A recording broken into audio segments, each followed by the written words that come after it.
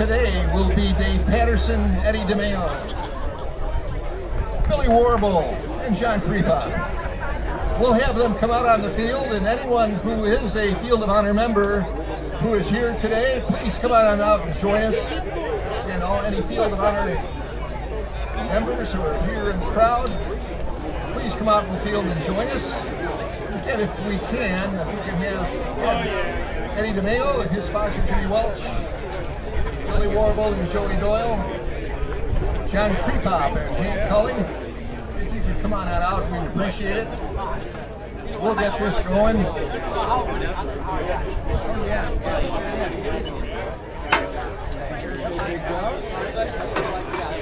going to have some help from Betsy Chase.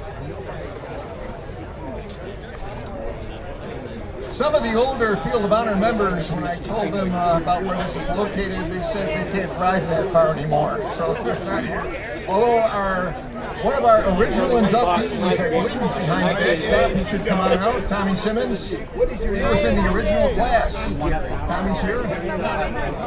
Oh, Gary's the hookup. You're the one.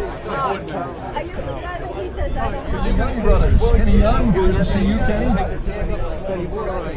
You'll be able to see right field. So you'll be able to see right across the bat and see if he takes off. You have that. I can see the fly ball is where. We'll give everyone a moment or two to get themselves out. 45 members, and that is 49.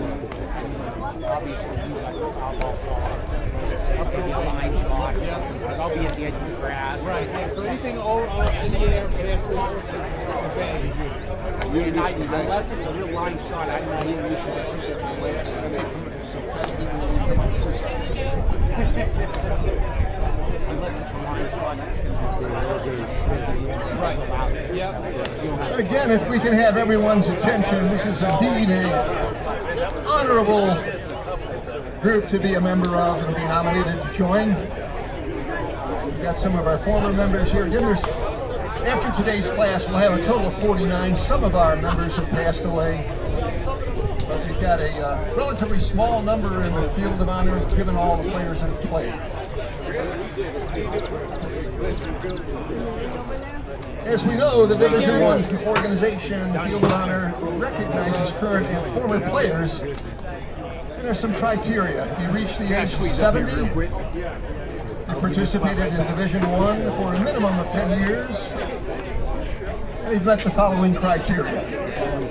You've demonstrated above average ability, you've shown exceptional sportsmanship towards fellow players, board members, volunteers, and other associates and spectators, and you volunteered your time and effort in various capacities. That would include umpiring, managing, scoring, being a board member.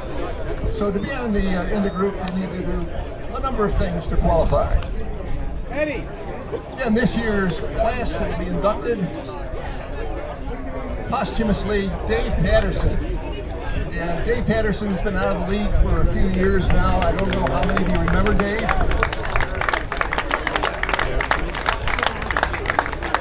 I knew Dave from playing with him for a number of years. He was an outstanding player. I don't think I ever was in a team here in the Villages with Dave. We played in tournaments, his teammates, and in the Arena League. Dave was a tremendous hustler, gritty guy. He's very proud of his heritage from New Mexico, near Hobbs. And I once asked him about his career. He worked on the railroad, and Dave was extremely proud of his accomplishments and the job he did working on the railroad. Very proud guy. It looks like Jimmy may be late. So anyway, Dave, I'm sure you're looking down on this. Welcome to the Field of Honor.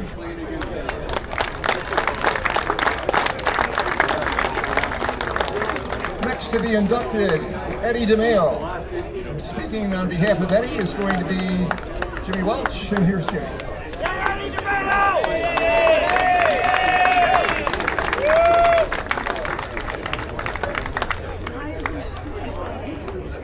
Good morning. This league's had some crazy turnover in the last few years with some great new ball players. It's been really a pleasure being around you guys. And one of the negatives about all the new players, a lot of you guys have never had the privilege of playing with one of the most complete ball players in Division I. Unfortunately, your senior softball crew was cut short. at the age of 66 due to injuries and health concerns. Eddie, or as I call him, Scoots the Mayo, came to the Villages with his wife Janice in 2008.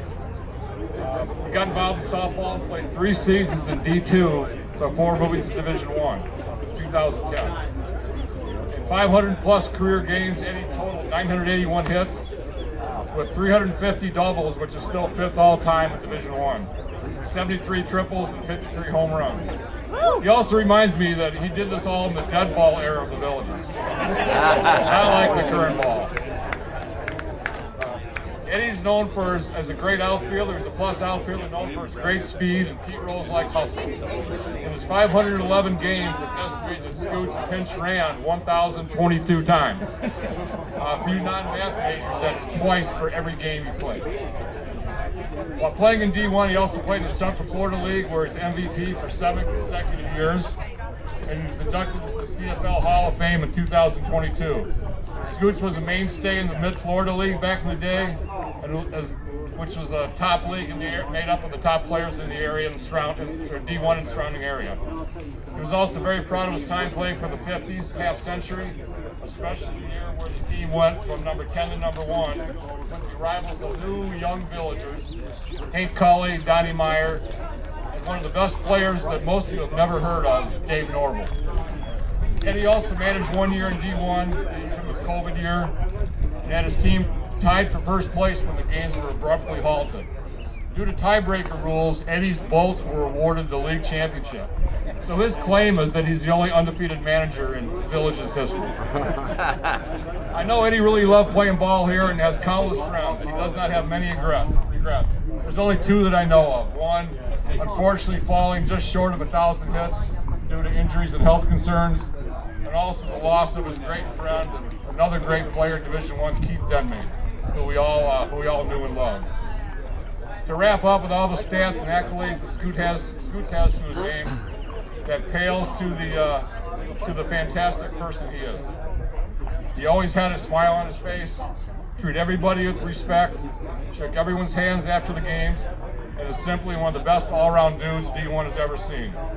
I am proud to call him one of my best friends, and even prouder to induct him into the D1 Field of Honor. Congrats, Scoots. Eddie Ho!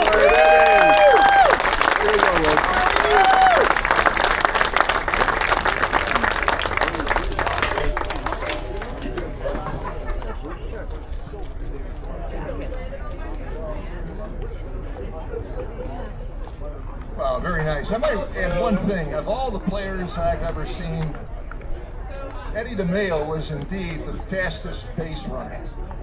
Maybe in a 100-yard dash, might have been some guys that stepped quicker. Eddie could run the bases faster than anyone I saw. Good job, Eddie. You know, our next inductee, the gritty guy, Billy Norval. Come on out, Billy. Billy will be leading his Rebels in the championship game in a few minutes. Billy was born in Sparrows Point, Maryland. He's a proud veteran, having served his country 18 years. That included tours in Vietnam and Iraq. Billy's been playing softball probably all of his life, but here in the Villages since he initially got here. He's been a great player ever since. Done a lot. I think you've managed every year that I can remember, and a very pretty player. In Billy's words, he feels really, really blessed to be in Division I and staying healthy with no serious injuries. I got a story about that. Jim Devine's here someplace. We all know Jim Devine can hit the ball hard. Agree? Yeah. Jimmy Devine hit an absolute bullet to third base. One of the hardest balls I've ever seen hit, and it hit Billy on the forearm. I think most people would have come out of the game, probably gone to the hospital. He shook it off. Talk about gritty. Shook it off and stayed in the game. I'm going to say maybe you got a game-winning hit. I don't remember, but we'll say you did. Billy's really honored to be inducted alongside Dave Patterson, Eddie DeMayo, and Johnny Creepop. Players that are outstanding, or in the case of Johnny, support people who are outstanding, ball players, and even better people. Where's the nail? Billy would like to thank all the players he's met and admired during his 12 years here. In his words, he's truly honored to be selected for the Field of Honor. Billy wants to thank everyone who made this possible. Very much appreciated. Thank you, Billy. Presenting Billy with his jacket, here we go.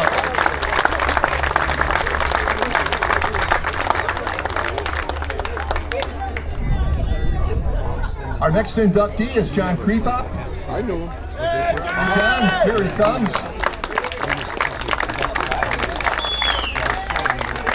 He's going to be having his jacket presented by Hank Cully. Johnny's been a scorer. Somebody was asking, who's John Krepop? I said, John Krepop is an unsung hero. He's been scoring for 10 years, generally twice a week.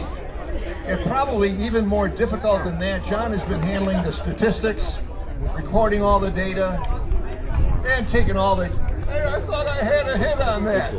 He gets all those complaints. Second place. Anyway, the story about that, I happened to be responsible for the scores one season, and somebody didn't show up, we didn't have a score.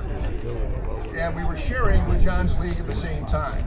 And John overheard my problem, and he said, hey, would you like me to score? I can score if you're short. I said, geez, would you? He did. Hey, he's been scoring for 10 years since. See what volunteering got you?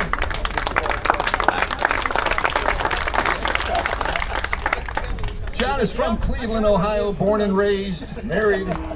He actually wound up working in the press box for the Cleveland Indians. One of his greatest thrills, he was working the press box in the 7th game of the 2016 series that the Indians won. He was there. Oh, they lost. Well, we'll say they won. Sounds good. They lost, but he was there for the 7th game. His wife Barb thanks Division I for getting him out of the house and away from her. He's from John Marshall High School in Cleveland. 10 years he's played ball in Division V. His greatest thrill was the championship in their first year. They haven't repeated since, but nonetheless a great thrill for John. John thanks everyone, all the players he's met, played with. He is truly, truly honored to be selected for the Field of Honor, and thanks everybody who made that possible for him. I present John Krepop. Hank Cully presenting his jacket.